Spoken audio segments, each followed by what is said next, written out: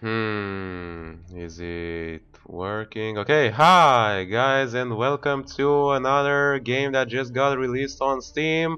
Pike and Shot, or I just wanted to say like Pike Shot, like complete action, but not really action. This is a new strategy game that just came out, and it seems like it will be pretty interesting. And I decided to like go ahead and try out. The language, English, sure, it's fine. On options, there are a few options. There's also difficulty, and I don't know. I never played this game before, so I should play like on an easier level, but I have no idea. Also, I have no idea how the music would be like received on YouTube. Let's hope that there's no copyright claim on anything like that. We're going to go ahead for historical, and I'm going to go ahead on to play the tutorial. I haven't played it, so I don't know absolutely anything. There are like the Italian Wars, the English Civil War, the 30 Years War. And basically, what Pike and Shot is like it focuses on it's a strategy game, and it focuses on that combat side of history, upon which like the change that occurred like in the late 16 and in the to the 17th century, when gunpowder weapons and like muskets and pistols or revolvers, whatever they were, became more and more prevalent, and those things really changed warfare forever. So I'm going to go ahead and play this in the tutorial scenario for a very good reason. It will help me understand how to play it, and it also show you how the game is like, and if it's a good tutorial can say a lot of things about the game. I mean, it not only allows the player to understand the game, it also leaves him longer for more, and also hopefully that will work for you too. Apparently we have like three countries over here, like this is Transylvania actually, Sweden and the Palatinate. Alright, let's see. And maybe we'll get some action as well, who knows. So, tutorial 1. Somewhere in Germany, 1640. The religious war between Catholics and Protestants. Yes, as I said, this is pretty much around the war, the 30 Years Old War. As you've seen from the campaigns, there's the English War, the 30 Years War, and some Italian wars. But around that period of time, so basically 17th century exclusive, pretty much. For 22 years, since the Protestant Bohemian nobility rejected the election of the militantly Catholic Ferdinand of Austria as Crown Prince of Bohemia, and threw his representative out of an upstairs windows. Oh yeah, the defenestration, how is it called, which means basically throwing him out of the window. No, that's what it's called in Romanian, but I'm not really sure that it's called the same in other languages. In intervening years, the war has been continuous, with foreign intervention by Danes, Swedes, Spanish, and French, adding to the turmoil. Much of Germany has been devastated. Yeah. All right, let's see. I was hoping like there would be like a voice telling me what to do, like in other kind of games, but oh my god, so much reading. Hold, slow down. Each pre-build has a briefing map like this one. So this is a briefing map. We'll be given information about the tactical situation. Our forces are more numerous than those of the enemy, and of superior quality. Well, that's lovely. Just as well as it is rumored that Lord General is a favorite of the king and has never set foot on a battlefield before. Okay. Have a balanced force of horse and foot and battery of artillery. Alright, provided our Lord General, I suppose that's our commander, Lord General. Jeez, what kind of name is that? Not issue any bizarre orders. Victory should be. Oh, just watch me. The next screen, for selection screen, details the forces available to us. In this scenario, we have no choice of which forces to bring, but in some scenarios, a portion of the units are optional and can be selected from those available. Interesting. This will vary according to difficulty. Alright. So, Pike and Shot. This battalion is a mixed unit comprising of 1/3 pikemen and 2/3 musketeers. Haha, just like the game. Such units are the backbone of the army. They are able to put out significant firepower, but so long as they remain steady. can defend themselves well against frontal cavalry charges in open ground. They'll, yeah, you know, pikemen. Not permitted to charge and not light. Oh my god, so much to read. I'm going to like go a little bit faster and not actually read it out loud, and maybe just skip these parts if it's like too much. Oh, it's also with degrees and stuff. Alright, close combat rating, shooting rating. Alright. So these are the Pike and Shot, these are the medium guns, a battery of cannons. Can engage at long range until their next turn. So I suppose this might be a turn-based game, I don't know what exactly. We have commanded shot, small units of detached musketeers. Oh, these are like skirmishers. Skirmish units. Disorder and difficulty 9. They can evade enemy charges with variable success. They are not permitted to change non-light units in open terrain. Okay. Count as protected against mounted infantry if they have friendly mounted troops in an adjacent square. So it will be like a sort of what's it called? Like a sort of turn base. We also have horse, or actually more like cavalry should be called. Armored horse. Alright. And finally veteran horse. This squadron of armored horse with pistols are trained to charge the trot, firing their pistols at point blank range. Yeah, I used to do that in like not Mud and Blood, goddamn Mount and Blade with fire and sword. Yeah, that was a pretty good game. Alright, so do we have to like actually place these? Oh, so this is how they are placed. We have medium guns, Pike and Shot, veteran horse, commander shot, and some extra veterans. So we have horses on the flank, some skirmishers here, and the main backbone army, and some medium guns there. Right, seems fair enough. Welcome to Pike and Shot tutorial. Oh, already now it begins? Protestant army in the later 30 years of war, and you'll be fighting a small battle against the Catholic German Imperial Army. You can move around the battlefield by moving the mouse and push mouse to the edge of the screen to move the map. Roll the mouse wheel to scroll. Alright. Take some time to move around the battlefield, select your own units and or mouse over the enemy units for further information. Click end turn to when you completed all your action. This battle will continue until one army breaks off and flees. This will only occur if it has 60% of its original units broken. Click on the stick button or press the spacebar when you have read each message. Alright, so it's Swedish turn, which I suppose it's mine. Unit information about it will appear above on the right screen. The three numbers represent close combat rating, shooting rating, and armor rating. Yep. There are only general guide to the power of unit. Getting the right matchups is more important than having the more powerful unit. Yeah, that's always good to know. You must first select a unit by left-clicking it, deselecting it by left-clicking any other unit or an empty square, or hitting the spacebar and the right click to select to order. So it's basically like any other strategy game that I've played. So yeah, and to get more information, more detailed information, you press Control. So if we can click it, over here we have a veteran horse, and we have all these terrains where I suppose it's like where we can move. Alright, this tactic is effective against enemy horse who are trained to shot at a distance, but leaves them no real answer to a steady pike and shot unless they can get behind their flank. Yep. To move, moves over the square. Alright. And how's that with the control? So this is open ground and we can move him. Can move him all the way to that hill over there. And we wanted to see like what kind of armies. Oh, these are arquebusiers. Of horses are likely equipped and are trained to rely on carbines that fire at distance. So these are horsemen that fire at distance, and we have horsemen that fire at point blank range. Interesting. These are raw pike and shot, so these are the basic things. Oh, we can also zoom in and out with our keyboard. I thought that this would allow us to move around, but apparently oh, so WASD allows us to move around. Regular horses, alright. Do they have any sort of... We have built up areas with some question marks. Also, we like don't know exactly what's in here. They can have like hidden armies and stuff. Fairly good, and we also have our hidden army here. I suppose that's what it means. It's a small unit. Yeah, veteran horse. And finally, pike and shot. Fairly decent. So I suppose we're going to go ahead, move our army forwards.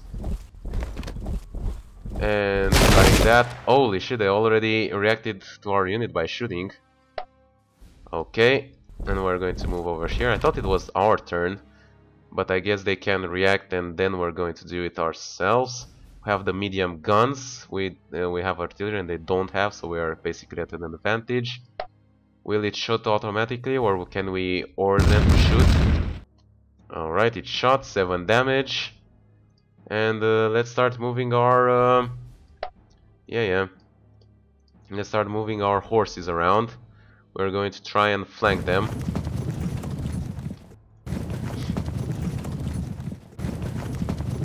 Alright, so we'll try to flank these horses over here, and then if we manage to defeat, we have superior forces, then we have the artillery covering them. If we manage to defeat them, then we'll be able to cover their flank. In the meanwhile, just move these soldiers forward, and they'll have to be protected by these Sky Missiles units from these arquebusiers, and that should be pretty much it. Let's click next turn, which should be... this is the next turn button. Can we also fire ourselves? Alright, we can. That's some damage. Oh, they're also reacting. Are these going to fire? Yeah, they're a bit far, but they can still fire. So I believe we can only fire once. Yeah, well, you know, the old rifles, you know, you couldn't really fire all that many times. Let's see if we can fire with these guys, or maybe we should not fire them so we can keep them hidden, and maybe we can fire when they get closer. How about these guys? Can they fire? No, they are not. They are for like close quarters combat. We already fired the gun, so now we can click next turn. Residual shooting phrase. All units with shooting capability can shoot in both their own turn and... Oh, so they can shoot in their turn or in the enemy turn. This is what happened there. Not used in either's turn, are used in the residual shooting phase. Oh, so this is the residual shooting phase where if they haven't shot, they will shoot now. In the unit with which is the most obvious target. Then is the melee phase, where they'll continue fighting until one side falls back, and the routers and pursuers move, and the pursuers may charge fresh enemy in their path. And now it's their turn. Oh, they got revealed. Oh, they're shot, and they're also charged over there. Oh, impact! And they also actually received more damage than we did, so we are at an advantage there. They're firing in our units. When we managed to hold out, another digital shooting phase, and artillery dealing damage, and the units dealing quite a bunch of damage, and these are engaged in melee combat. This time we suffered more casualties, but we're still good, I suppose. And finally, now it's our turn. And now it's time to completely overwhelm these guys. Can we move over here? Yes, I want to move, and then... Oh, we do not have enough points to turn. So turn to that direction. And they should like engage next turn. And these guys will be attacked from behind, which is never good to work with. Artillery, shoot over here. Can't shoot target. Oh, we cannot shoot it because it's engaged in close quarters combat. Okay. Well then, fire over there. Alright, that's a lot of damage. We can keep on covering more ground, get ever so slightly closer. Oh, that's a bunch of damage. But that means that since they fired at this one, we can move these ones without any penalty.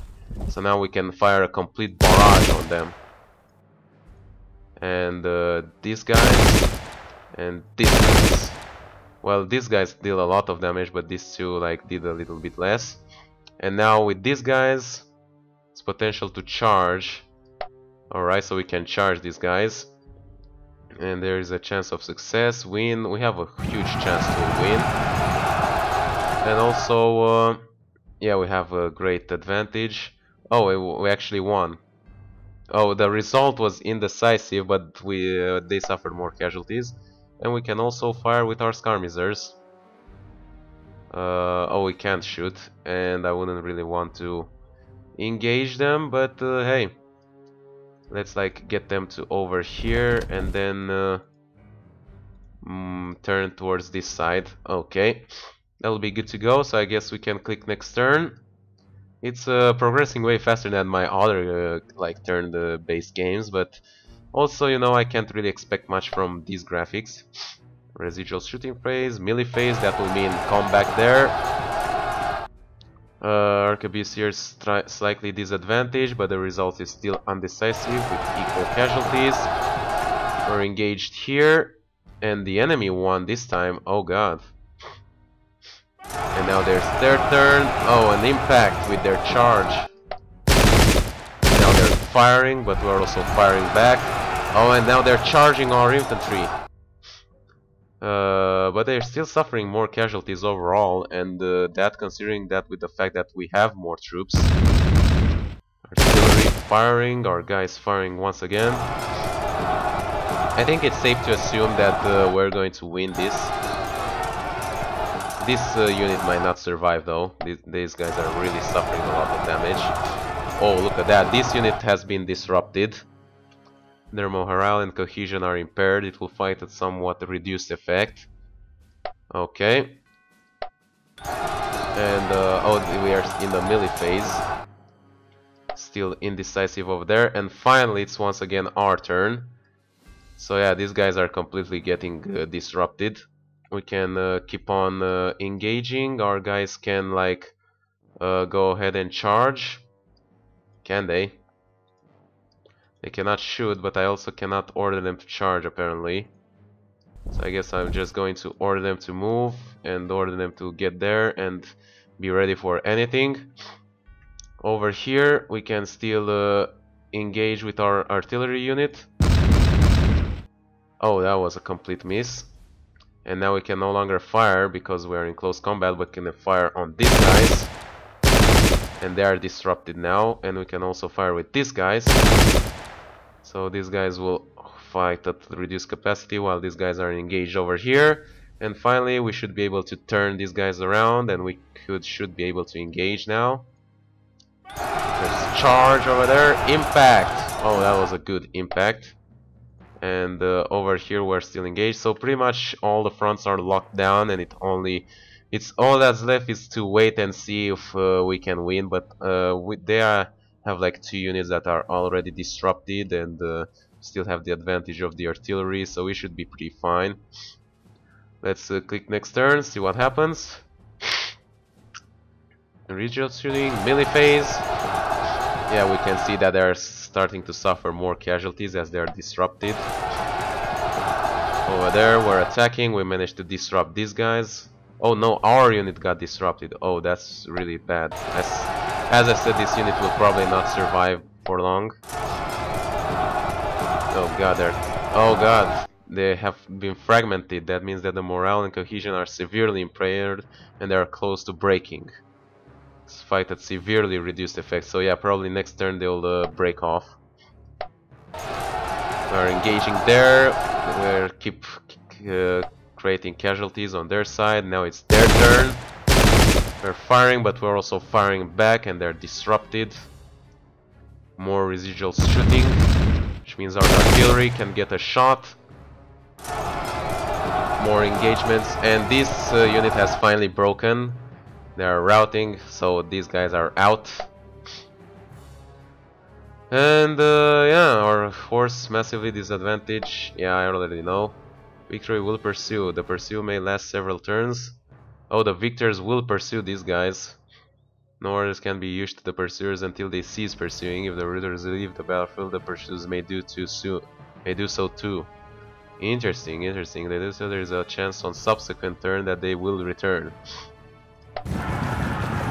All right. Oh, these guys are also fragmented, but we're also engaging here. Oh god, our guys are really fragmented. Okay, so our cavalry isn't doing very great at all. We did manage to win these guys. Oh, and our pursuers are charging an enemy unit in the path of their pursuit.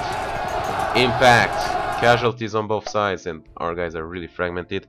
Finally our turn again, but I really don't know. Can we get these guys away?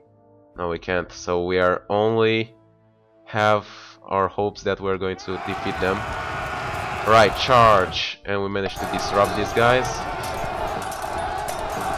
fairly well, but we're probably going to lose these guys. We can still not shoot there, but these guys are disrupted. Oh, god damn it, we're very far away, I believe. Okay, keep firing. We need to destroy these guys. They are fragmented. Alright then. And these guys are still firing. These guys are still fighting, but they are already fragmented. And yeah, they should be good.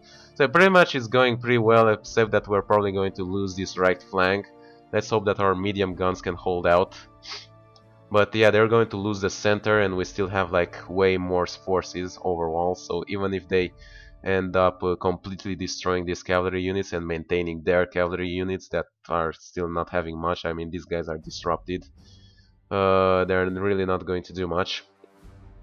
Right, clicking next turn, seeing what happens. Alright, they keep firing the residual phase.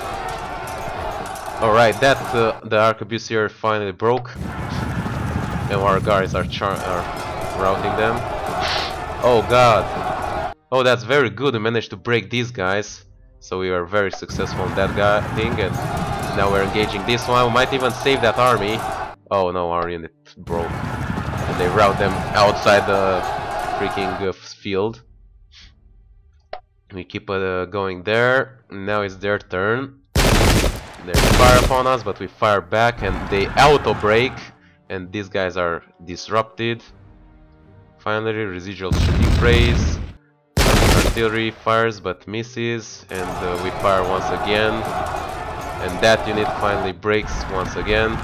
And we are charging them and cause even more. Has lost heart. You are victorious. Oh, and that was it. We are victorious. This has been pretty interesting, my lord. We can claim this as a glorious victory.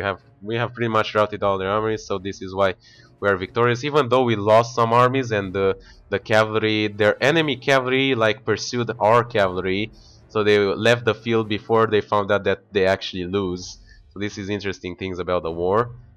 We could increase the difficulty level, but you know this was just the tutorial, so I don't really feel like doing that. Right, so original strength, yeah, we had way more forces.